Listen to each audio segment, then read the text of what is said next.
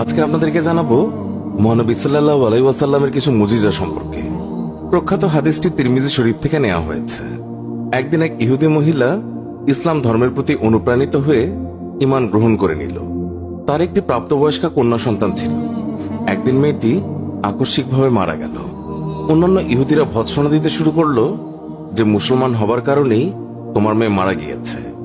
ইহুদিদের এইসব বাজে কথা শুনে স্বামী স্ত্রী দুজনেই কাঁদতে শুরু করে দিলেন।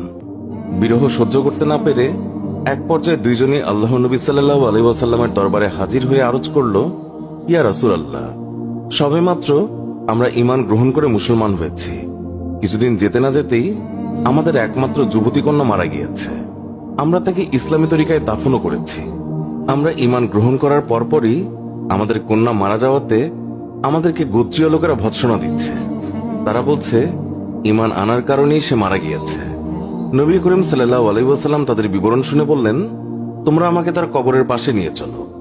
রাসূলের নির্দেশ মোতাবেক তারা তাকে একটি পাহাড়ের পাদদেশে নিয়ে গেল। সেখানে দাঁড়িয়ে ইশারা করে বলল, ওই যে পাহাড়ের উঁচুতে আমার মেয়ের কবর। এরপর নবী করিম সাল্লাল্লাহু আলাইহি ওয়াসাল্লাম নিচে দাঁড়িয়ে বললেন, হে আল্লাহর বান্দা।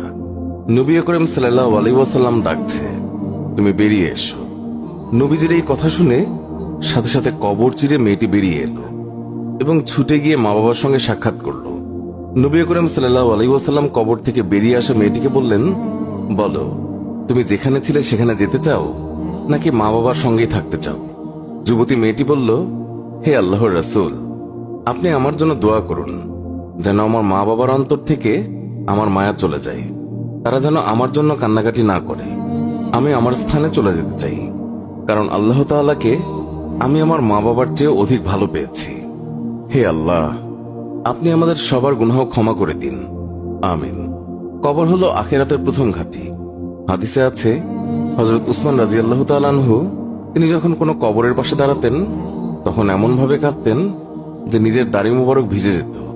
তাই একবার তাকে জিজ্ঞাসা করা হলো, আপনি জান্নাত এবং জাহান্নাম স্মরণ করে এত কাঁদেন কেন? যতটুকু কাঁদেন কবর দেখে, এর কারণ কি? তিনি বললেন, রাসূলুল্লাহ সাল্লাল্লাহু আলাইহি ওয়াসাল্লাম বলেছেন, কবর হচ্ছে আখিরাতের প্রথম ঘাঁটি। এখানে যদি কেউ রক্ষা পেয়ে যায় তাহলে পরবর্তী সব ঘাঁটি তার জন্য সহজ হয়ে যাবে, আর এখানে যদি কেউ রক্ষা না পায় তাহলে পরবর্তী সব ঘাঁটি তার জন্য খুব কঠিন হবে। তিনি আরো বললেন, রাসূলুল্লাহ সাল্লাল্লাহু আলাইহি ওয়াসাল্লাম বলেছেন, মিরাজের রজনীতে আমি যত ভয়াবহ দৃশ্য দেখেছি তার মধ্যে কবরের আযাবই হচ্ছে সবচেয়ে ভয়াবহ। তিরমিজি, হাদিস নাম্বার 2308। কবরের আযাব সম্পর্কে অসংখ্য অগণিত আয়াত এবং হাদিস রয়েছে, যা থেকে স্পষ্ট বোঝা যায়